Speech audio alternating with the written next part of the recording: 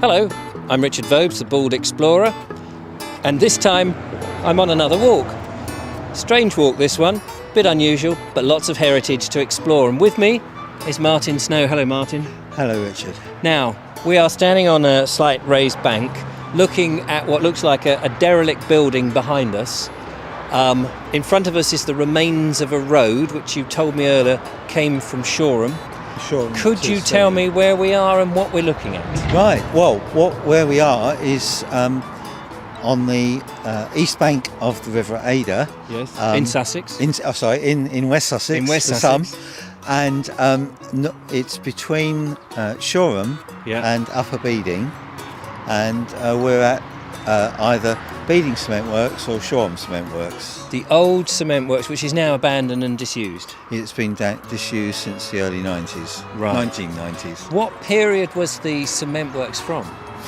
Well, originally it started in Victorian times, and they gradually extended it.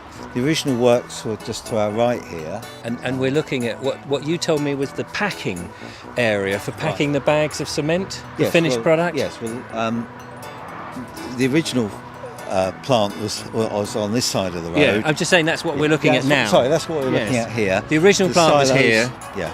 And then they, as you say, they expanded it. Yeah. And so this is not from the original period, this is from the sort of secondary period. Yes, secondary part after the Second World War. Let's move on, right. Because we've got to get down this bank and cross a very busy road.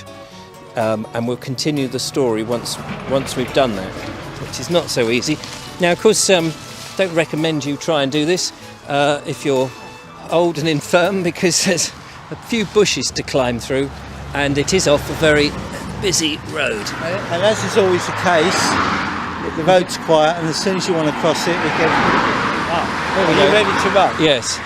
1, 2, 3, run. Or in your case, take a sedate, pace. We're just going to go up to the old entrance of the new version of the cement works. And one of the reasons we're here is not so much the cement. I mean, obviously cement's a very important thing in building, but there's some very interesting houses which we're going to take you to at the end of this, because it shows you what used to go on when, a bit like the tide mills that we visited, the company built houses for its workers. So we can't really go beyond this point. No, but behind us you see this very grand, well, it's not grand anymore, this very derelict building. I just positioned myself here. This whole area was under chalk, wasn't it? Yes, it was a bank of chalk. Big bank of chalk. And, yes. And so progressively the first cement works dug it out, quite a long way in. And now, so much so that when they wanted to expand, they had the space. They had the space to build a large plant. Let's go up to the other end, because actually at the other end you see more of the hole caused by the quarry work. Yes. What we will be doing is passing under where there used to be an overhead gantry, which had conveyor belts in two directions. One to bring the coal in for the kilns. Yes. And one to take the finished. Oh right. So you needed the coal to heat the furnaces to the kilns. Yes. Well, you actually put the coal in with the raw cement, the chalk, raw mixture. Yes. Chalk and clay. Chalk and clay. And a little bit of gypsum. And there we go.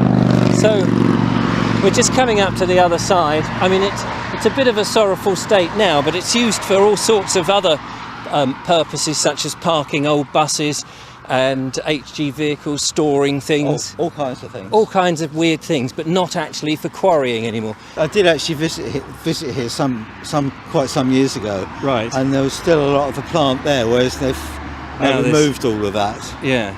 They keep making, they keep being suggested plans for what should happen to the site. Yes. What do they think they should do? What is this? Well, there's been sports centres with skiing, housing as usual, my own pet theory is there should be a nuclear-powered desalination plant to provide fresh water for all the people that they're packing the area with. Right. But that, okay. We'll leave that. We'll move on. Never to be one to be controversial. Yes, thanks for that. We'll move on to the houses now that the cement works originally built. So we've got to take a little route just down the hill. So here we are. We've taken a small stretch behind us, about 100 yards or so, and above us now we've got this foreman's house. Yes. Well, it's a semi-detached, isn't it? A foreman and one of the other managers. Is that what you said? Yes, that's right. Yes, it'd be. Yeah. So I mean, that's social history there, isn't it? Yes, that's right. Yeah, they get a semi-detached. He's got a semi-detached. He's still quite high up, and then as you come down here, we start to see this row of terraces. So this row of terraces, which is quite a long stretch of these very similar, well, identical houses, were built for the workers and their families. Yeah, because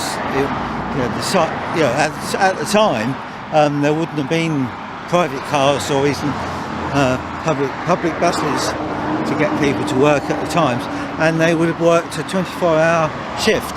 Yes, I mean, people often associate this sort of thing up north with the mills back in the Industrial Revolution at the beginning of that, where people are living in houses built by mill owners, and I suppose what I'm interested in is just showing that it wasn't just the people up north, but smaller industries like the tide mills and the cement works. Yes.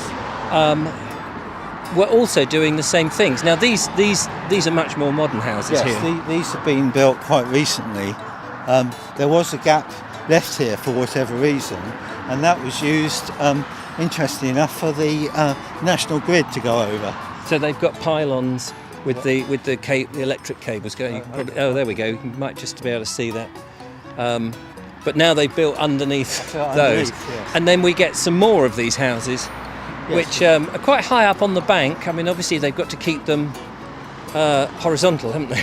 You can't have a house on a slope. Let's walk in the middle of the road. We get a better view, I think. Should be all right. This was the main road. Yes. So at the start we saw part of the main road that was then blocked off on the bank we were standing on, and then this is the old main road that would have clip-clopped right past. Oh, originally, yes, right past their doors. Right past the doors, and it goes on for, I don't know how long that is, 500 yards, something like that. It's quite a way, isn't it? So there we are. So what we have done there, ladies and gentlemen, is taken you on a little industrial walk with the human connection with the houses on the site. And thank you, Martin, for doing that. And we hope you'll join us on one of our other sort of special, unusual walks, quirky walks that we do from time to time, as well as all the beautiful market towns and beauty spots there are in the area.